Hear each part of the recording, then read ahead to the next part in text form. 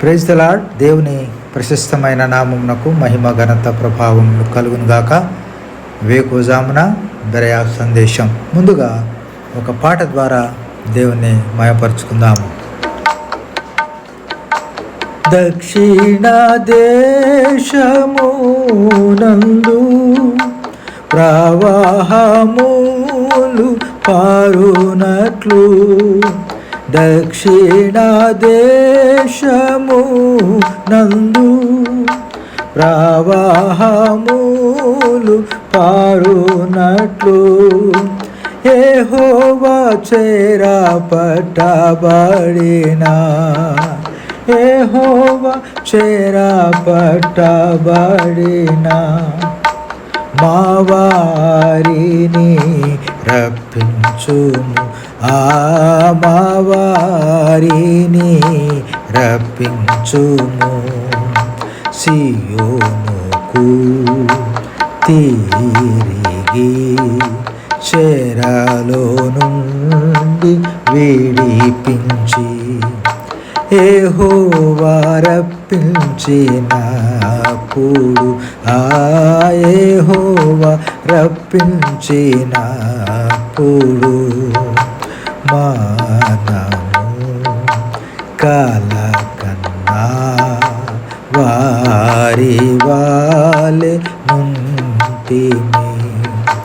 నోటి నిండా నవ్వుండెను, ఆ నోటి నిండా నవ్వుండెను, ఆ నోటి నిండా నవ్వుండెను. ఈనాటి దేవుని వాగ్దానపు వాక్యాన్ని చదువుకుందాము. ద్వితీయోపదేశ కాండము 30వ అధ్యాయము 5వ వచనం. ఆయన నీకు మేలు చేసి నీ పితరుల కంటే నిన్ను విస్తరింపజేయును. ప్రభునందు ప్రియమైన దైవజనమా, వేకుజామున మీ అందరికీ ప్రభు ఘనమైన నామంలో శుభాభివందనాలు తెలియజేస్తున్నాను. ఈ వాక్యము మోషే ద్వారా ఇశ్రాయేలుకు చెప్పినవి. ఇశ్రాయేలీయులు పశ్చాత్తాపపడడం, వారు యెహోవా వైపు తిరగడం, ఇదంతా ఆయన చొరవ వల్లనే. ఇది దేవుని కృపా కార్యమే. నిబంధనలోని వాగ్దానాలు ఇశ్రాయేలు ప్రజలు పొందుకొని దేవుడు తన ప్రజలను బుదిగంతముల నుండి సమకూర్చి వారిని దీవిస్తానని చెప్పిన మాటలు. నీ పితరులకు స్వాధీనపరిచిన దేశమున నీ దేవుడైన యెహోవా నిన్ను చేర్చును, నీవు దానిని స్వాధీనపరచుకొందువు. ఆయన నీకు మేలు చేసి నీ పితరుల కంటే నిన్ను విస్తరింపజేతును అనేటువంటి సంపూర్ణ వాక్యము దేవుడు ఇశ్రాయేల్ ప్రజల పట్ల మోషే ద్వారా తెలియజేసినటువంటి మాటలు అవి. నీవు బ్రతుకుటకై నీ పూర్ణ హృదయంతో, నీ పూర్ణ ఆత్మతో నీ దేవుడైన యెహోవాను ప్రేమించినట్లు, యెహోవాకు లోబడినట్లు నీ హృదయమునకు మరియు నీ సంతతి వారికి యెహోవా హృదయ సున్నతి చేయును అని కూడా చెప్పినటువంటి మాట ఇక్కడ మనం చూస్తున్నాం. ప్రియ దేవుని ప్రజలారా, ఆనాడే మోషే ద్వారా దేవుడు శారీరక ఆచ్ఛేదనం కాక హృదయ ఆచ్ఛేదనం గురించి తెలియజేశాడు.